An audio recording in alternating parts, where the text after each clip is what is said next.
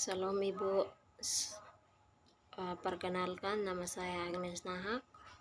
Saya dari Prodi Kepemimpinan Kristen, dan saya akan memberikan sedikit pemahaman dari materi yang Ibu kasih dari pertemuan pertama sampai pertemuan ke-7. Yang pertama adalah psikologi kepribadian. Psikologi adalah ilmu yang mempelajari tentang perilaku dan tingkah laku manusia. Sedangkan kepribadian secara umum menunjukkan pada bagaimana seorang individu tampil dan memberikan kesan kepada individu yang lain. Psikologi berkembang yang ditandai dengan lahirnya bermacam-macam aliran dan cabang, yaitu macam-macam aliran psikologi, yaitu strukturalisme, fungsionalisme, behaviorisme, psikologi gestalt, psikologi dalam, serta psikologi humanistik.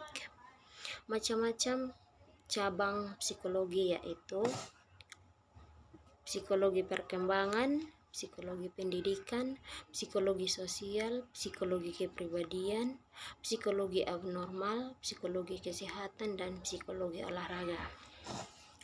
Adapun aspek-aspek kepribadian yaitu sebagai berikut. Yang pertama, cirologi, astrologi, grafologi, fisiognomi, frenologi, dan onikologi. Cirologi yaitu pengetahuan berusaha mempelajari kepribadian manusia berdasarkan gurat-gurat tangan.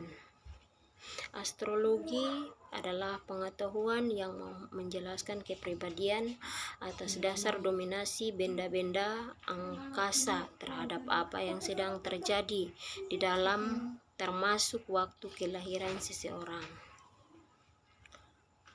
Grafologi merupakan pengetahuan yang berusaha menjelaskan kepribadian atas dasar tulisan tangan. Fisiognomi adalah pengetahuan yang berusaha menjelaskan kepribadian atas dasar keadaan wajah. Frenologi merupakan pengetahuan yang berusaha menjelaskan kepribadian berdasarkan keadaan tengkorak. Onikologi pengetahuan yang berusaha menjelaskan kepribadian atas dasar keadaan kuku.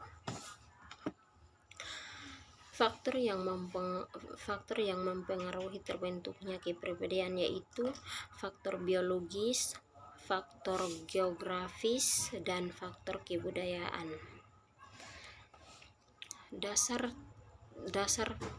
teori psikoanalisis menurut Sigmund Freud. Peran penting dari ketidaksadaran beserta insting-insting seks dan agresi yang ada dalamnya dalam pengaturan tingkah laku menjadi karya atau monumental Freud. Sistematika yang dipakai Freud dalam mendeskripsikan kepribadian menjadi 3 pokok, yaitu struktur kepribadian, dinamika kepribadian, dan perkembangan kepribadian.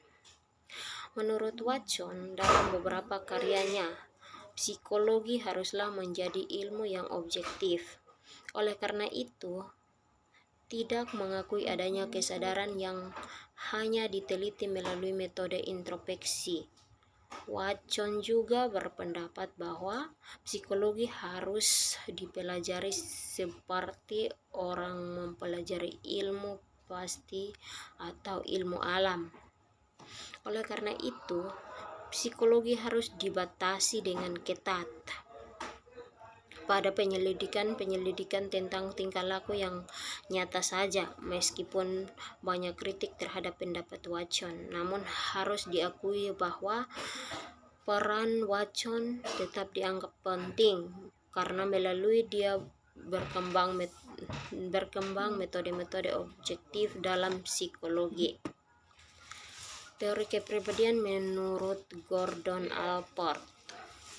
Alport tidak setuju dengan teori psikoanalisis.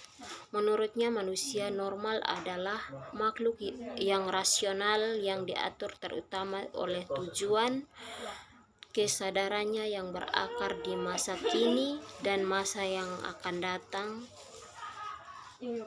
bukan masa lalu. Prinsip dasar tingkah laku adalah terus-menerus bergerak mengalir. Karena itu, konsep utama teori kepribadian menyangkut motivasi yang membuat orang bergerak. Arus aktivitas itu memiliki unsur yang tetap atau trait dan unsur yang berubah-ubah atau fungsional otonomi.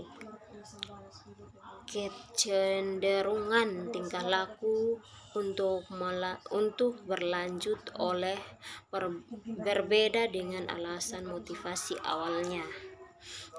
Kepribadian adalah organisasi dinamik dalam sistem psikofisik individu yang menentukannya penyesuaiannya yang unik dalam lingkungan.